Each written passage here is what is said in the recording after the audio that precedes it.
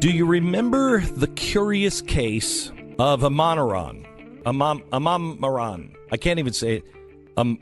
Imran Iran. You have to sing it. Imran Iran. Imran Imran Iran. I can't. Yeah, it can only sing it. Okay. This is the congressional aide to Debbie Wasserman Schultz. Not only Debbie Wasserman Schultz, but a whole fleet of high-level Democrats. This story has been buried. And then we saw the Politico story. If there's one thing that we're good at on this program is connecting dots. This dot must be connected. So here's this guy. He comes out of nowhere. He becomes the congressional aide to Debbie Wasserman Schultz. And everybody else, I mean, a whole list of very high-level Democrats. He was caught attempting to flee to Pakistan after the U.S. Capitol Police suspected that his family was complicit in a massive security breach. The further you delve into this case, the weirder it gets. It looks like he is guilty of bank fraud, criminal misuse of house computer systems, and a laundry list of shady connections and business dealings. Now, Debbie Wasserman Schultz really didn't answer any of the charges. We haven't heard anything about this story. This guy is hired to be a computer expert, an IT guy. Well, he's not an IT guy. He has no IT experience, but he's an IT guy. So he goes to work for Debbie.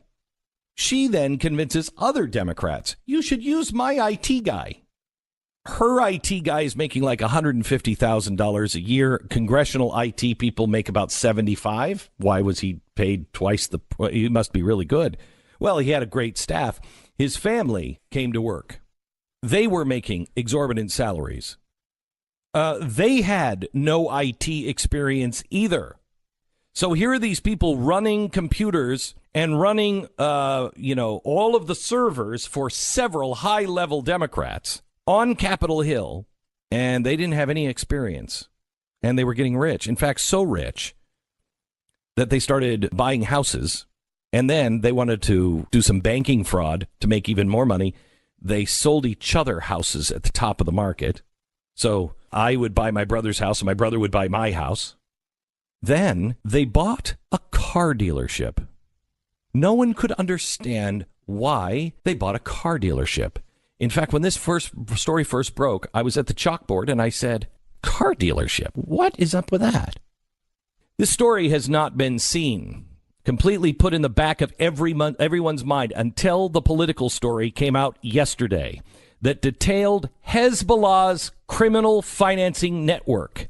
Hezbollah was engaged in narcotics trafficking from South America. The Obama administration looked the other way.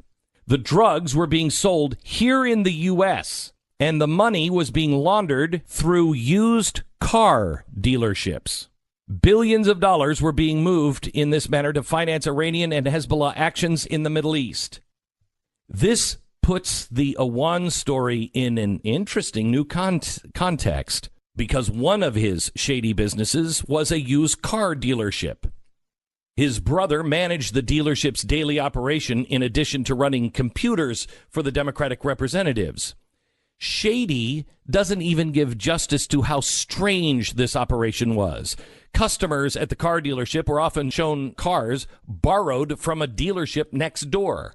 A former employee said the business records were so bad that it was, quote, close to impossible to make any sense out of all of the transactions that happened, end quote. Oh, but wait, it gets even stranger. Records show that this family took a $100,000 loan out for the dealership from Dr. Ali al-Attar. Now, who is Mr. Attar? He's an Iraqi politician with links to Hezbollah. He was actually seen meeting with a Hezbollah official in Lebanon shortly after Awan's acceptance of the $100,000. Dr. Attar was indicted in 2012 for tax fraud and fled to Iraq. Prior to that indictment, he was a co-owner of the dealership with Awan. He had access to bank accounts. Now, wait a minute. Doesn't this sound like exactly what was described in the recent Politico story yesterday?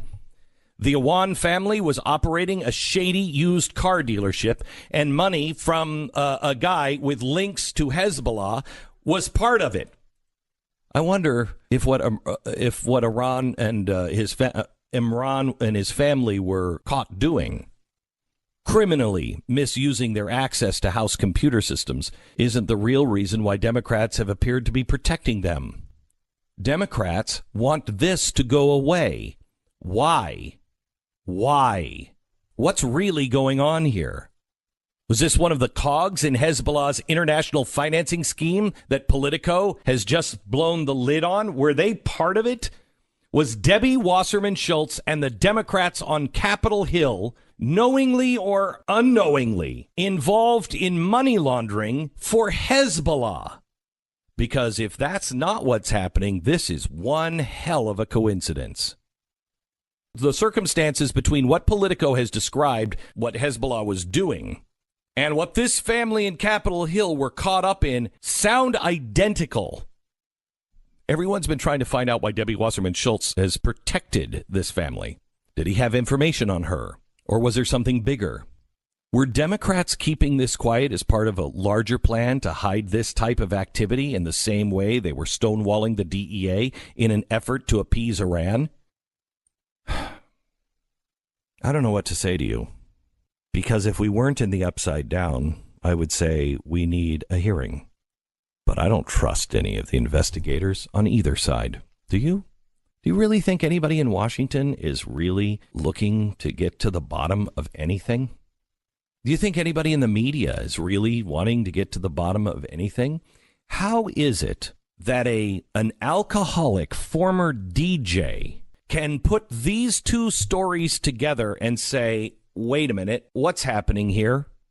But no one in the news media can do it?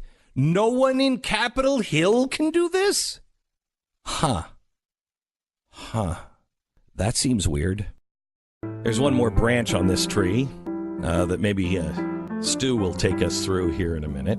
I'm interested in this past thing with Imran Awan. Dun, dun, dun, dun, dun. In that it's so bizarre, the coincidence between those two things, that it would actually, it almost seems more odd if it was not connected. And believe me, I think, as you pointed out in there, you're looking at this and asking questions. You don't know that this has happened. Okay, so but it would be very strange, the whole car dealership angle. And he is losing money for some reason. He's making all this money somehow or another. He just can't make ends meet. He goes over for a meeting in the Middle East. He meets with a guy who's tied to Hezbollah. The guy says, "Hey, you know what? I hear you want to open a car dealership." And he says, "Sure." He's an IT guy on Capitol Hill.